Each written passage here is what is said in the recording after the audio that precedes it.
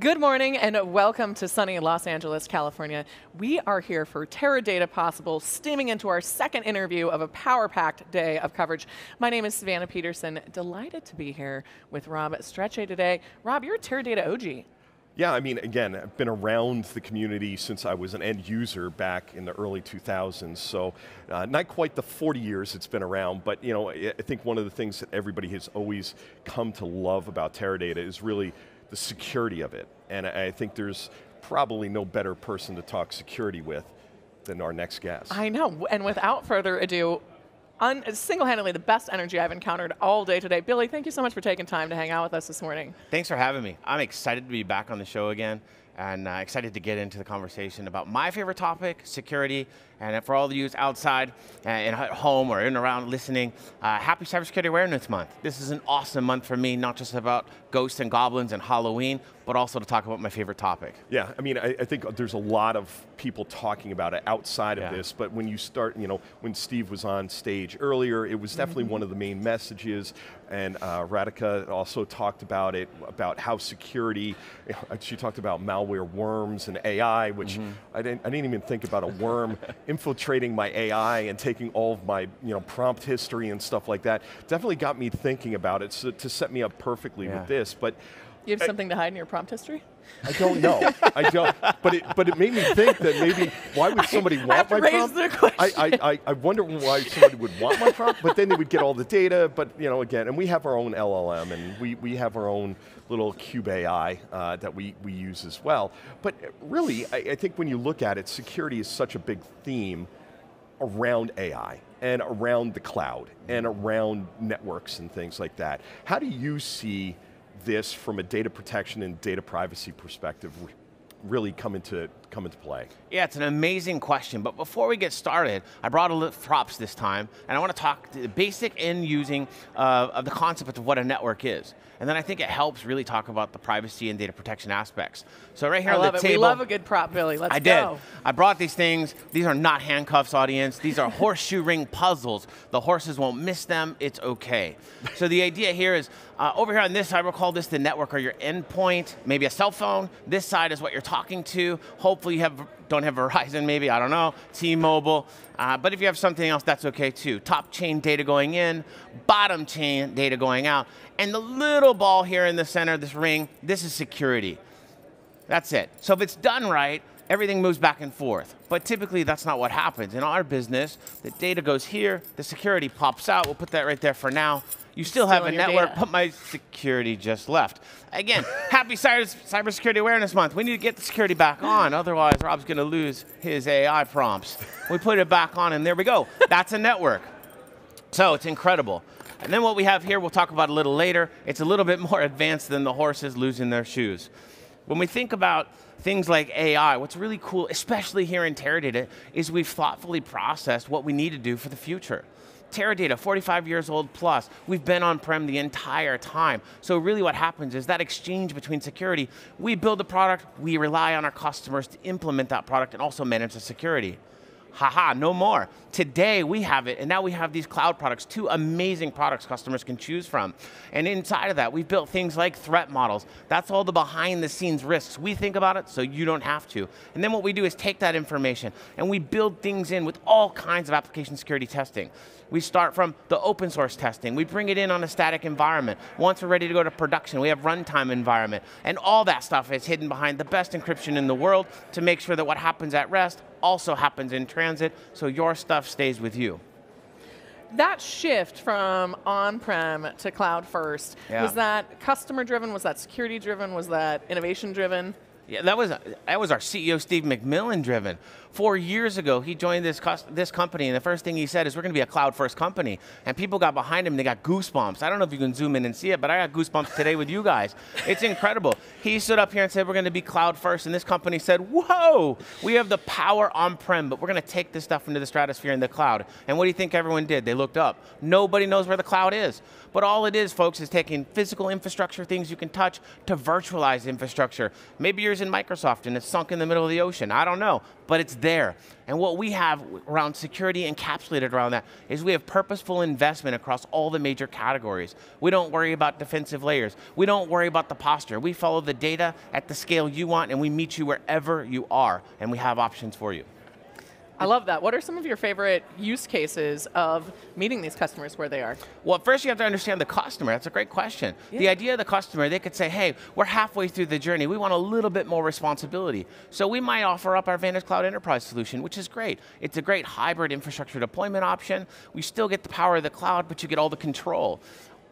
Personally, I'm not a control person, but we want to help you, right? So the idea is we give you all the stuff, whether you start with the perimeter and the network, move down to the data layers. If you're an infrastructure person, we have all the things there, but really the power of the cloud starts with identity and access management. All the controls around authorization, access management, who gets in, when they get in, how you SSO, et cetera. We have this really cool feature called Bring Your Own Identity. You bring whatever you want. You don't have to change for us. We understand that. You hook it in, all of a sudden you have all the controls back, but you still have the power of Teradata. Yeah, I think one of the things that has always been around, again, with Teradata, has been these large customers, and there's very complex regulatory environments and things like that that they have to worry about. You must see this from all of the customers. They're, again, cloud is, like you said, computer in somebody else's data center for the most part. And you're using that, but you want to be able to make sure that's secure. So there's cloud security posture management and things of that nature. How do you see the regulatory balance and the cloud balance working as, from a CISO's perspective? Because like you said, it is, cyber security month, and everybody's really looking at this, and everybody's got something in the cloud now. So Yeah, how do you see this and talk to customers about that, about what steps they should take as well? It's fair. I feel bad for customers. It's complicated, and there's so many regulations, there's so many rules, there's so many frameworks, there are so many different sets of controls. We're talking to the hundreds, if not thousands of controls you have to think about. On-prem, you have to manage that all by yourself. In the cloud, we do all that homework for you, which is phenomenal. So I have this incredible team that sits behind me, and we look at all the best and the brightest frameworks in the business, and what we've done over the last 3 years is expand our external compliance to all these frameworks. It's cool. 2 or 3 years ago, we had maybe 4 or 5 certifications. You're talking about HIPAA, PCI, ISO, SOC 1, SOC 2. We've now taken that and expanded that across all of our platforms. We've also included HITRUST, some of the hardest certifications to achieve on the planet. And we just didn't do the easy one. We went for the full Mountie. We were like, let's do this head on. Then we expanded there across the globe into something called IRAP. Not a rap video, we're not talking about Run DMC. This is a real thing for the government. And what it helps us do is come back to the United States and think about things like FedRAMP, which to me, in my personality, this is the most secure sort of framework built off of the NIST sort of pillars of protection, if you will, on the planet. Right, and I think when you get into FedRAMP and things like that, and people around, organizations look to that. I know I was talking, even organizations, FedRAMP is obviously a US thing, but for the federal government and being able to, there's different levels of FedRAMP. Yeah. But I've even talked to banks in Singapore, and what they require is FedRAMP. Are you seeing that security is front and center when people, approach Teradata's cloud platform, and hey, we need to know what your certifications are, we need to understand your incident response, how do you classify CVEs and things of that nature? Yeah, you got it. Those are a lot of complex questions. Let's just unpack some of that. The first thing we see is global regulations. Wherever you are, again, we want to meet you where you are. So wherever you are, you're looking at the toughest and most stringent regulations in your area of the world. We think about things like FISC in Japan. We think about GXP, which is a kind of an umbrella. We think about TrueSight, which a lot of the big banks and other folks sort of sign up for. We think about GDPR, new one, DORA, coming out of not the Explorer, Europe. by the way. That's true. We know exactly where this DORA is, and it is probably the most stringent regulation since we've seen GDPR. We're already ahead of those things. So like I said before, we have all these certifications across all of our product lines now, and we're still achieving greater heights. FedRAMP is the next big one for us that's on the roadmap. We've already looked at what we need to do for DORA, and we'll be ready for January 2025. So our customers don't even have to worry about saying, hey, have you thought about whatever comes next? Because we're already there. Yeah, and DORA, just for those who don't know, is something that came out, it started in France, but has gone across the EU, and it has that you have to be able to recover from one cloud to either on-prem or another cloud for the financial services industry, so within a certain amount of time, so that there's no downtime and people can actually get at their money, hence not. So I was going to say, so you don't have a have a Bank of America moment like they had. No, so I mean, you don't have a Bank of America, but I mean, one of the important things, and you can talk to this, is that just because you're a US company doesn't mean DORA isn't something you have to worry about. It's true. DORA is actually pretty interesting. In one of the sections, they have a risk management section. And if the company in the EU believes that you're a critical company to their operation, then by default, they pull you into compliance. So it's really important for companies, especially software companies like us, that hold some of the world's most valuable data, to figure out ways to achieve compliance right now before it's too late and then you're struggling at sort of the last hour. And then when you think about that and you flip to incidents, what Teradata has done with incident management over the last 3 years, in my experience, and I've been around for a long time, more than 2 decades, less than 3, but I won't tell you exactly how many, Google it if you must. But the idea here is, it's truly transformational. When I first arrived, we were looking at about 20,000 events a week, and I was like, that seems like a big number. Certainly would be a lot if like that was my rent or mortgage or something. But now, last week, we looked at over 70 billion with the B events. That is astronomical. So what does that mean? It means we look at everything. And then you think, oh my gosh, that's overwhelming. So as we look at things and we've changed configurations and we've fixed a lot of our primary concerns that we had at the time, we've also automated and put steps in place. So now what's happening is over 95% of those things that are coming in are automatically being driven to a decision. What also was interesting is when we first came in, to understand when we had an issue, it was over 127 hours for us to even acknowledge we had an issue, and then another 140 hours to close it. That's a lot of hours. Yeah. Like think about that, if you're getting your oil changed for 15 minutes, you got to be there for a month. That's crazy. Today, all those things, 70 billion things, less than 15 seconds for us to know. Go ahead, challenge us. You're going to get a phone call or we're just going to cut you off. It's like you didn't pay your bill. Your lights are going out. Then the next thing is, how fast does it take to fix it? We're less than an hour and a half. 15 seconds to acknowledge. Hour and a half to complete, 70 billion things last week. We are not messing around with world-class security here, and we're ready for any kind of incident. And just in case you're worried, you're like, I don't believe you, that's okay. We have all those certs we talked about, and we also have 3 different options for our customers to fail over with disaster recovery. So again, we meet you wherever you are with security in mind for our customers to be first. How often are you and the team, to stay ahead of that and to be building with regulation and compliance in mind, how often are you as a team getting together and saying, hey, this might happen, we heard rumor this might come through, so that you can be there when it is actually enacted? Oh my gosh, have you ever dated anyone that like you want to go to the beach and you want to sit on a roller coaster or you want to go on a Ferris wheel or something and they're like, whoa, no, something bad's going to happen. That's me. I always held the purses and I hold the strollers and never get on the rides because I'll be the guy that the stuff will fall apart and I'll fall off and I'll end up in the ocean and you're like, there's no water around. Like, I don't know how it's going to happen either. So when it comes to security, I think the same thing. I think about the worst situation. I plan for it. We're always hoping for the best. But without resilience, we can't build trust. And that's what we believe at Teradata. We want to build trust with our customers so we can extend the longevity of our relationships. Even more important now as we enter an era of AI mass adoption at scale. Yeah, absolutely. Especially when you think about AI and your guys' LLM and all the scary things that could happen, it's really, really important to use the power of AI to leverage the data you have to bring those insights to life. I believe that every piece of data is connected to a story. At Teradata, it is our great responsibility to work with every single customer to bring that story to fruition. Not narrate it, not navigate it, not tell you what the story is, but give you all the tools, tricks, techniques, but also with safety in mind, so you can bring that story for your customers to life. So I think that you actually hit on a really good thing, and I think the technology is one part of it, but the people is another part of it, as Savannah was kind of going down that. And a lot of the things that we hear about with security is, again, it's not a technology failure, it's a engineering, social engineering thing. How do you see that from, with the Teradata vantage point with the social engineering, and because that goes into a lot into things like change management and how different processes go together. Yeah, this is really a bigger technology problem. When you think about human deception, because that's really what we're talking about here. We say social engineering, I might use a term like pretext, I might throw a bunch of other acronyms at you and you think I'm getting ready to start a Run DMC rap video.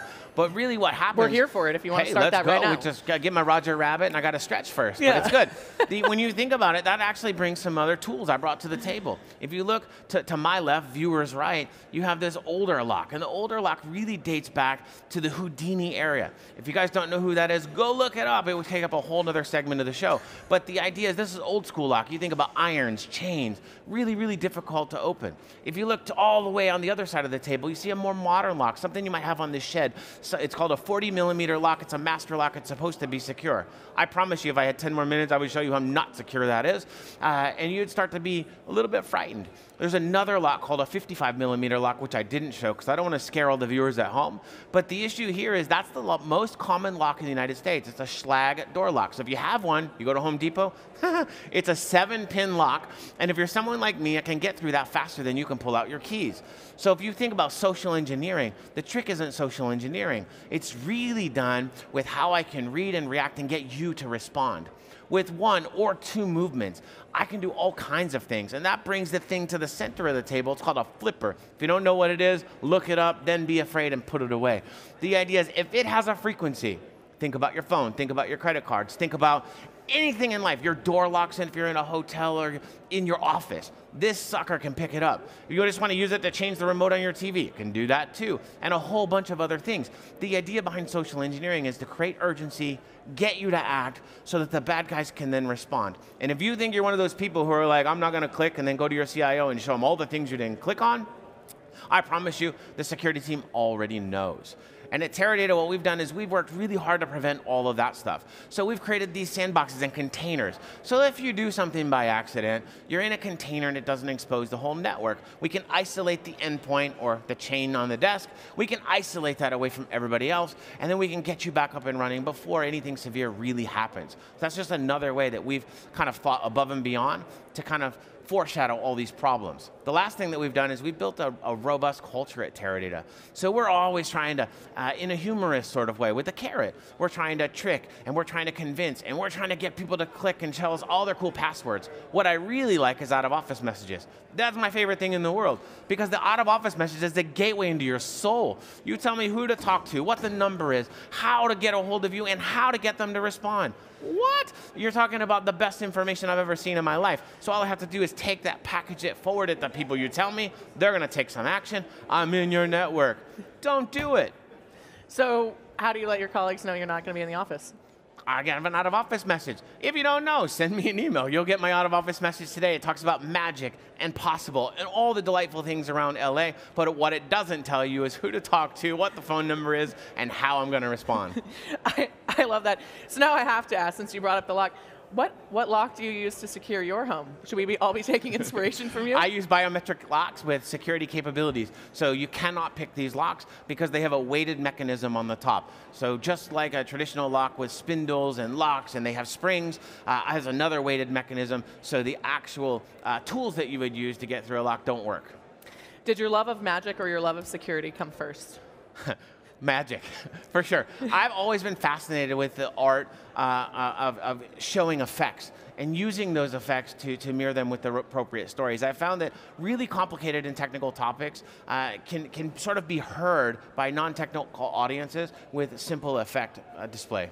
Yeah, no, I think that this is the first time in a long time, other than the swag segments that Savannah has done with KubeCon, that somebody has brought these, and I know about the flipper, and the thing scares the living daylights out of me, so it's great to bring this in there. And I think, what do you say to people, what's your final message to people this cybersecurity month, and what they should be thinking of, and why Teradata is at the forefront of thinking about that for you?